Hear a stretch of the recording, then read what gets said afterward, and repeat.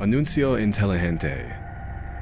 Back in 2019, a user named Raul made a disturbing post that would go on to be shared over 20,000 times and receive tens of thousands of likes and reactions. The post was originally made in Spanish, so you'll have to bear with me if the translation isn't perfect, but hopefully you'll get the main idea. The post was titled Anuncio Inteligente, which translates from Spanish to smart ad, and it read, "Something super strange just happened to me. I was watching YouTube videos on my smart TV when suddenly an ad appeared, as usually happens on YouTube.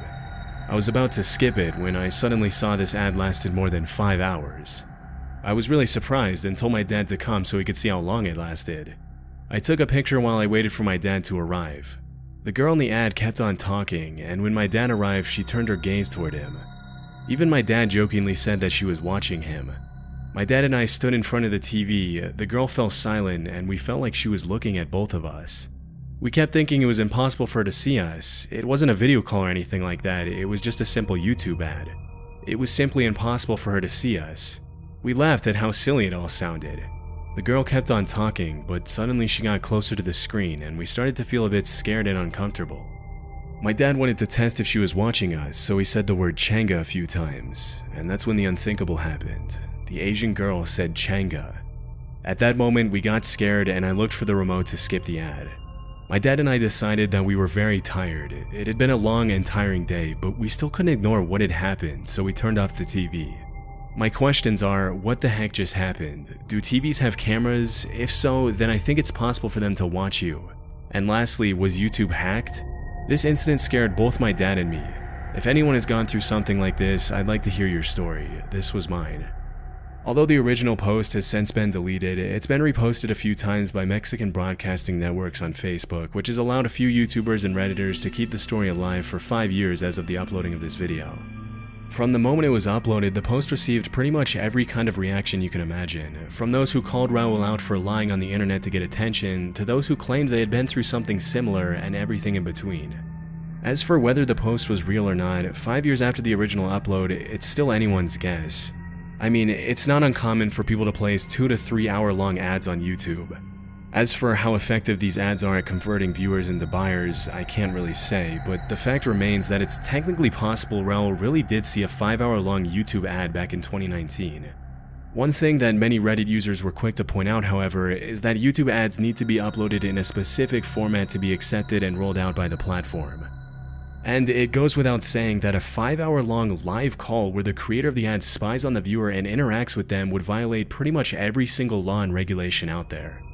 Still, that in itself is probably not enough information to officially label Raul's post as fake, as he was apparently not the only person who complained about this kind of thing happening to him that year. Through my research, I found several Redditors who pointed out that they had seen similar posts by other users on Reddit crop up sporadically in 2019, where people claimed they had been shown an unusually long ad that appeared to interact with them in real time. If the allegations are true, it's possible that what happened to Raul could have been a part of a massive hacking epidemic targeting smart TVs rather than YouTube itself, which the hacking of smart TVs isn't that uncommon. It's actually not that hard for a hacker to gain access to your smart TV's microphone and camera through certain malware, which is why if you look deep enough online, you'll find literally hundreds of complaints by users who claimed they were spied on through their smart TVs. Disturbingly, some users have even mentioned that hackers have blackmailed them through their smart TV, threatening to expose private footage of them to the world if they don't comply with their demands. But coming back to the smart ad story, this also doesn't necessarily mean that the post was real, and to this day, hundreds of Redditors have assumed that Raul was probably just straight up lying for clicks and attention. Unfortunately, because the post and so many of the original comments have been deleted, we'll likely never know. Do what? Portishead is a trip-hop band from Bristol, UK that was formed back in the 90s. Some of their music videos on YouTube have gone pretty viral, with one of them even getting close to 40 million views since it was uploaded in 2016. But over the years, there's been one particular music video that's become the subject of a ton of speculation and drama on YouTube and Reddit, and probably not for the reasons you might think. The music video in question is for the song titled Only You, and at first glance, there's nothing too different than what you'd probably expect from a band of this genre. But if you scroll down far enough into the comments section, you'll find something a little strange. A user named DoWhat made thousands upon thousands of comments on this single video over several months starting in December 2018. Sometimes Do What would comment hundreds of times in a single day. What immediately comes off as weird is that most of the user's comments appear to be random, angry rants directed toward a particular person or group of people. Sometimes it even looks like he's having a long, drawn-out conversation with himself through a YouTube comment section. I can't include some of the comments because they get pretty explicit, but you can probably get the idea just by looking at a few of them. One of them reads, "Heaven, yeah sure, and yet you still left me here. Well, you won't be going back and I sure as hell won't take you there." Another one reads, "Nothing you say or have said means a damn thing when you spoiled evil demons live the way you do, period." At first, none of the comments seemed to make any sense, but after reading a lot of them, I realized there was a pattern. Although a lot of the angry rants are pretty vague, and a lot of them do what appears to be directing his or her anger toward the band and the music video itself, often claiming that the whole idea behind the songs and videos that made the band rich were stolen from Do What, who allegedly ended up getting no credit at all. Again, I can't include those due to the language, but some have suggested that this is the main reason why the user chose this particular video to dump thousands and thousands of angry comments on. As you can probably guess, a lot of people have tried to interact with Do What over the years, leading to some pretty disturbing conversations in which the commenter claims he's some sort of interdimensional being with the ability to speak to people on different timelines, or something like that. Even though most of his comments are pretty difficult to understand, in a few of them, Do What has repeatedly claimed to be a female living in a homeless shelter and to be receiving messages from some sort of godlike creature who is guiding her to save humanity from destruction or something. Due to how often Do What was posting back in 2018 and 2019, many people have suggested that the only way it's possible for so many comments to be coming from a single account is if Do What was a bot. But others have claimed that because Do What has edited their comments, the bot theory might not be the answer. As hard as it is to believe, everything seems to point to the fact that every single one of these comments was written individually by a real person, which has made a lot of people suggest that the user might be suffering from a pretty severe mental illness, or was simply looking for attention online and willing to go to extreme lengths to get it. But for why, we don't know.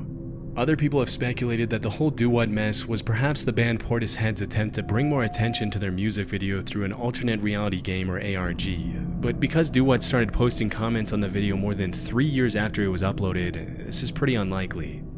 If this was an ARG, then it's brilliant because obviously it did its job. After posting threads upon threads of aggressive, rambling comments, Do What's original account was taken down a few months later, but the comments section on Portishead's video didn't get any less strange after that. Shortly after Do What went quiet, other accounts started cropping up and posting a ton of angry comments in the same tone and style as Do What. But because most of them only posted 20 to 30 times in total, whereas Do What usually posted a few dozen times a day, it's likely that these new accounts were just copycats trying to get attention. A couple of the newer accounts though, namely Tracy-PV5CL and MebWhatever5413, are suspected to belong to the original Do What. Still, after so many years and so many comments, it's unlikely we'll find a solid answer to what the purpose of all this is. Sad Satan. In 2015, a channel by the name of Obscure Horror Corner uploaded a series of videos featuring a playthrough of a horror game called Sad Satan that up until that point was never heard of before. The game itself is very strange, with a first-person character walking down dark, narrow hallways while some distorted audio plays in the background. At random points throughout the game, the player's screen gets invaded by random images, and overall it's a pretty dark and hard to understand game. In the months following the original uploads, the videos started gaining quite a bit of popularity, until eventually the blog and gaming reviews website Kotaku decided to interview the owner of the Obscure Horror Corner channel. In the interview, the channel owner mentioned that he first came across the game when an anonymous user provided him with a download link, which had allegedly come from the dark web. Shortly after, the owner of the Obscure Horror Corner's YouTube channel provided the download link to the Sad Satan game in a Reddit thread. However, several Redditors immediately called him out for providing a fake link, after which he claimed he gave away a fake link because he didn't want to be responsible for the real game being played by anyone, as it supposedly contained some very violent, dark, illegal, and disturbing images.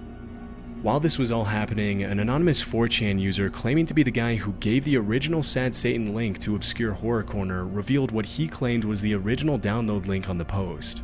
Disturbingly, this version of the game was stuffed with illegal, graphic content, gruesome gore, and viruses that allegedly made people's computers behave oddly and eventually crash permanently. Unfortunately, many users fell into the trap and apparently messed up their computers beyond repair. After the two links were spread everywhere online, a lot of people were left wondering where the footage from Obscure Horror Corner's channel had even come from in the first place. The most widely accepted theory nowadays is that Obscure Horror Corner probably made the game himself to bring more attention to his channel, and that the 4chan user made a corrupted copy to distribute illegal graphic material and mess up people's computers for no reason. It goes without saying that the illegal images the 4chan user included in the corrupted version of the game could have easily come from the dark web, as they would quickly get taken down if they were posted anywhere on the surface web. If you're going to go searching around the internet for more information on this rabbit hole, all I can say is whatever you do not click on any download links on random online forums. Intelsat 708, February 15, 1996. Back in the 90s, an American company named Space Systems Loral built a state-of-the-art telecommunications satellite named Intelsat 708, which contained some pretty sophisticated and sensitive communications and encryption technology. After it was built, the satellite was transported to China to be launched in 1996. During the launch preparations, it was agreed between the US and Chinese governments that Intelsat 708 would be launched into orbit from the Xichang Satellite Launch Center using China's Long March 3B launch vehicle, which was one of the world's most powerful rockets back then. It was also agreed that the launch would be broadcast live in the US. Just a little before 3 a.m. on February 15, 1996, the satellite was launched, and what happened next was nothing short of a tragedy. Just 2 seconds after the launch, the satellite started veering horizontally, taking a completely different trajectory than it was supposed to. A few seconds later, the rocket crashed in a residential area where many of the launch center's employees and other civilians lived. Shockingly, the crash caused an explosion that was reported to be equivalent to around 50 tons of TNT. Immediately, the Chinese military and members of the Loral security team were deployed to the crash site, and this is where things started to get a little weird. According to eyewitnesses, the Chinese military roped off the area immediately and didn't allow any Americans to approach the site until much later.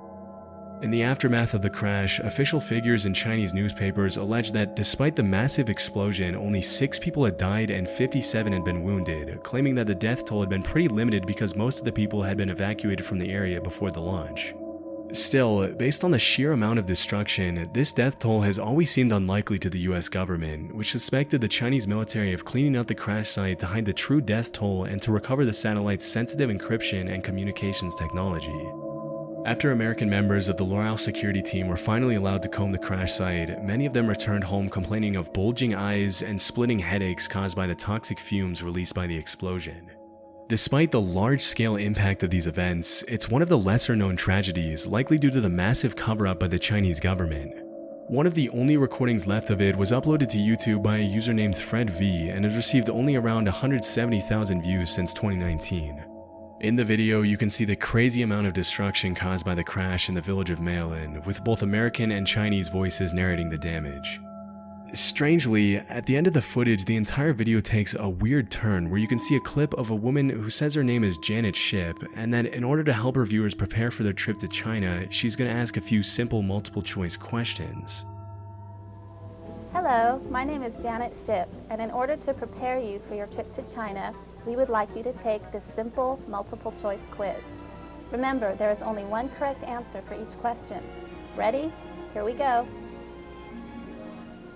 This is a picture of A, a creature found in nearby hills, B, dinner, C, a Hughes technician. These guys should score a point in horseshoes, A, in 30 to 40 minutes, B, when Mabuhay launches. I searched pretty deep, but there doesn't seem to be any explanation online for the quiz at the end of the crash video. It's all just a really weird combination of clips.